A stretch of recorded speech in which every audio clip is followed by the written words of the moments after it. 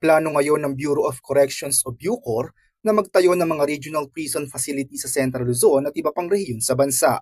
Sa interview ni BUCOR Director General Gregorio Catapang sa Bagong Pilipinas ngayon ng PTB nitong Huwebes, February 6, binanggit ng opisyal na bahagi ito ng kanilang hakbang upang maibsan ang isyu ng overcrowding o siksikan sa New Bilibid Prison o NBP at makapagbigay ng mas maayos na pasilidad para sa Persons Deprived of Liberty o PDL. Kasi sa sa mandate namin, yung RA 10575, we are allowed to put regional prison facilities.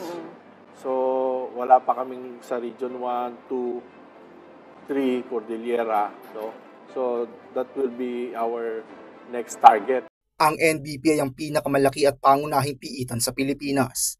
Ang pasilidad ay orihinal na idinisenyo para sa 6,345 inmates lamang.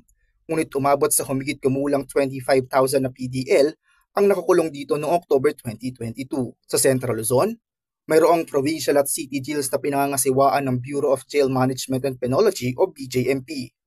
Ngunit para lamang ito sa mga PDL na may sentence na 6 na buwan hanggang 3 taon. Ang mga bilanggo na mas mabibigat ang sentensya ay dinadala pa rin sa Bilibid o sa iba pang national prisons dahilan upang maging congested ito. Kaugnay nito, prioridad umano ng BUCOR na pababain ang congestion rate ng Bilibid sa pamamagitan ng paglilipat ng mga PDL sa iba't ibang prison facility sa bansa. Ang hakbang ay bahagi ng kanilang paghanda dahil nakatakda na rin umano nilang isara ang NBP pagsapit ng 2028. Ayon kay Catapang, mayroon nang nagpahayag ng interes na maglaan ng lupa para sa proyekto. Pero meron na kaming nakakausap na willing naman dito sa north of Metro Manila. And then south of Metro Manila, we are just firming it up. Makakakuha kami ng malaking lugar kasi ang balak namin by 2028, isasara na itong New Bilibid Prison. Ililipat ito sa outside Metro Manila. Habang inihintay ang pagtatayo ng mga bagong pasilidad, ipinatutupad na rin ng BUCOR ang ilang pansamantalang solusyon para madagdagan ng espasyo ng mga PDL. Actually, puno lahat, pero yun nga, nagkagawa kami ng remedial measures. Ang ginagawa namin is to repair and extend yung mga dormitories which we are allowed by COA para sa ganun yung maibsan yung kasi pag kinonstruct mo yan, it takes 2 to 3 years na yung dormitory na talagang para sa kulungan, no? And then it takes a lot of money. Sa usapin ng budget, sinabi ng opisyal na tumatanggap ang kanilang ahensya ng 1 billion pesos kada taon upang pondohan ng kanilang modernization program. Every year, nung umupo ako, nung 2023, binigyan kaming 1 billion. 2024, binigyan din kami ng another 1 billion. Itong 2025, may 1 billion na naman.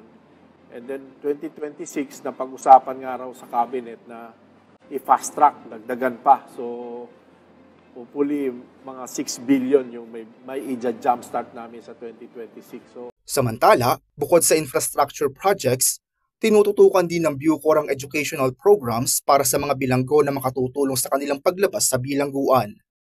Meron rin silang educational program. May mga iba dyan, pag lumaya, nagkakaroon pa ng degree. Alam mo naman, pag Open University, lahat ng kurso available eh. So, we hope to train yung ating mga PDLs in the line of Aqua and Agri.